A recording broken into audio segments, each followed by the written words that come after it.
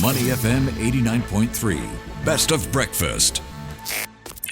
Companies to watch. Good morning. It is time to look at some of the top companies you should have on your list right now. And to help us out, we've got Dan Koh. Good morning, Dan. Good morning, Ryan. How's Wednesday looking for you? Pretty good. Happy hump day. How's your week going? It's been going good. I like that it's a short week, so we can look forward to the weekend very soon. But first, let's turn to companies to watch. That's a segment where we spotlight and stock you up with ideas of listed companies that will call for your attention.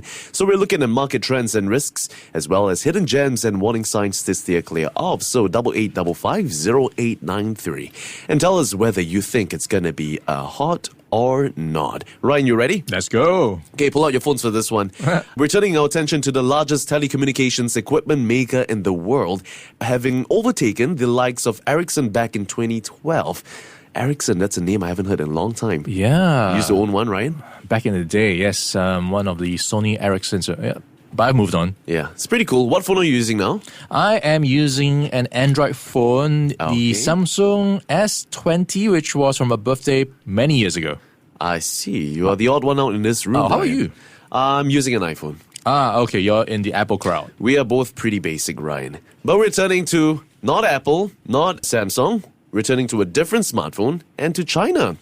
Returning to Huawei, the leading global provider of information and communications technology infrastructure, founded back in 1987, which aims to bring digital to every person's home and organization for a fully connected and intelligent world. Have you used any of their products before? I'm trying to think here. I think they've got a couple, not just phones, a lot of smart devices that you can use at home as well. Device front, maybe not. Maybe on the hardware front, because I know Huawei makes a lot of cables and routers and all that. I probably have used it. Yes, the router that's in my modem cabinet. Yes. Okay. That's a good one, Ryan. Now, the reason why we're turning to Huawei today is because they've reported a sharp jump in 2024 revenue as its core telecommunications and consumer businesses accelerated. Huawei reported, 862.1 billion Chinese yuan. That represents a 22.4% year-on-year rise. And it is the company's second highest revenue figure ever, just shy of the record that was set back in 2020. And, these were driven by two of its biggest businesses, the ICT infrastructure and consumer, which together accounted for about 82% of the company's total revenue.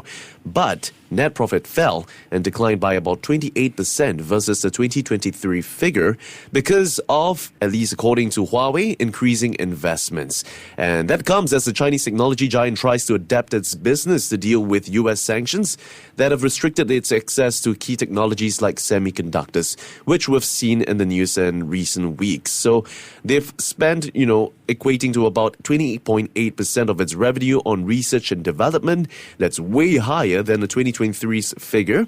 It's also been diversifying its business in areas including data centers for AI, cloud computing, and automotive technology. So, as you can tell, Huawei at least is trying to diversify and trying to be a bit more self-sustaining at this point. I think it has to because of all the restrictions you mentioned, not just on the B2B front, also on the B2C front, because it does not have access to the Google Play Store, so it needs to figure out its own path forward. Correct, exactly.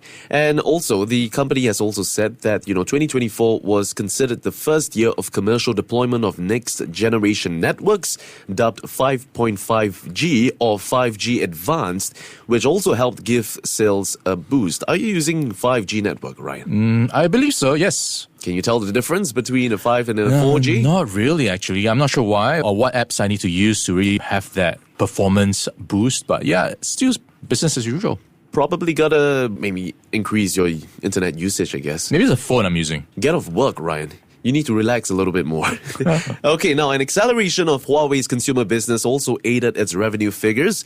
The consumer business raked in about 38.3% a rise in sales and a sharp acceleration from growth seen last year.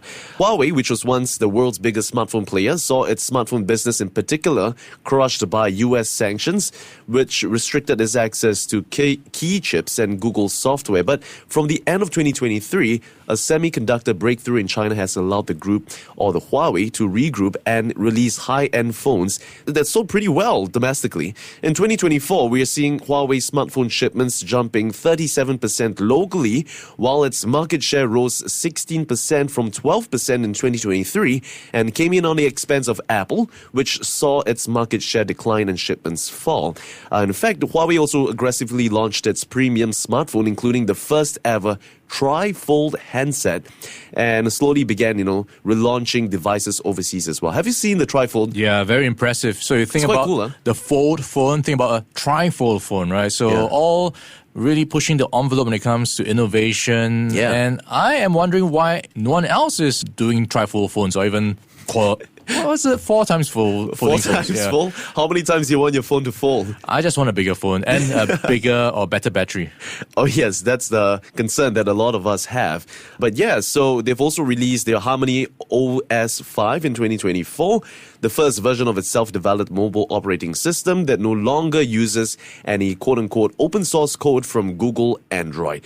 But then again, we've got analysts saying that it still remains a challenge for Huawei given its lack of access to Android, and considering the fact that majority of the world's smartphones runs on this software, this might be a bit of a challenge for Huawei to gain back some market share. As of now, they're ranked 4th by market share. That being said, they've been diversifying across the board from cloud computing. And we're also seeing them mitigating some US sanctions over the past few years by pushing into new areas such as digital power division, as well as a focus on energy infrastructure such as cars and renewables.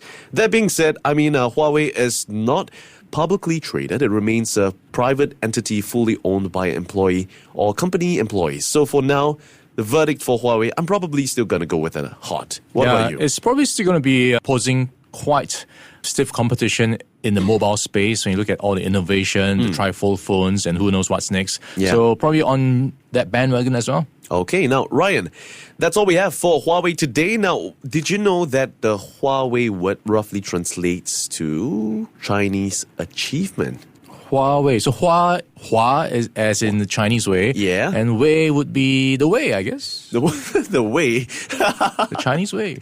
Okay, Ryan. Now, the Hua, you're not wrong for saying that, it's derived from the Chinese word for flower, but often referred to as China or Chinese. Now, the second character means, or is a direct translation for Wei, which means achievement or action. So combined, the two characters literally mean Chinese achievement. So, what do COVID-19 vaccine and a new iPhone or smartphone have in common? What do they have in common? Just when you get the latest one, there's a new one that you have to get. No way. Okay, no way. Okay, all right, that's it. That's all we have for Huawei. Before acting on the information on Money FM, please consider if it's suitable for your own investment objectives, financial situation, and risk tolerance.